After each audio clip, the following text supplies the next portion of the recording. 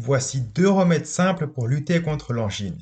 Premier remède, presse 2 citrons, on n'utilisera que le jus, et mélange à du café.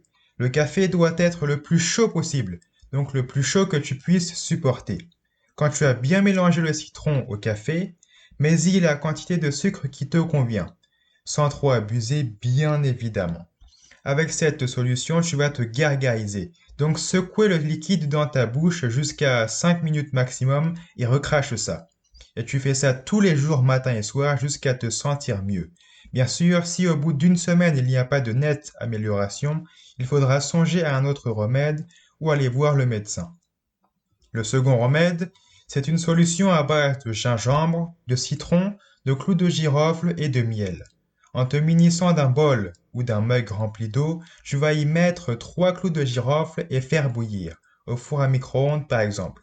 Ou alors tu fais pareil mais avec une casserole que tu mets sur le feu si tu n'aimes pas le micro-ondes. Une fois que l'eau est bouillante, retire ça du feu ou du micro-ondes et incorpore-y du gingembre. La quantité est en fonction de tes préférences, mais pour 50 centilitres d'eau, mets un minimum de gingembre long et large comme ton pouce. Je te conseille de couper le gingembre en tout petits morceaux ou le broyer. Ainsi tu pourras l'ingérer et ça n'en sera que meilleur pour ta guérison. Ajoute à la solution un demi-citron pressé. Si tu peux ajouter la pulpe, c'est encore mieux. Et finis avec 2 ou 3 cuillères à café de miel en fonction de tes préférences. Dans le premier remède, le citron que tu vas mettre au contact de ta bouche va faire agir ses propriétés anti-inflammatoires et va calmer le tout. Et pourquoi le café? Eh bien, pour avoir une base chaude. La chaleur qui aide à combattre bien évidemment ce genre d'infection. Mais aussi parce que le café est un anti-inflammatoire. Bon, c'est plus un anti-inflammatoire qui va agir sur les maladies chroniques comme le diabète, mais c'est toujours mieux d'utiliser une base de café que d'eau.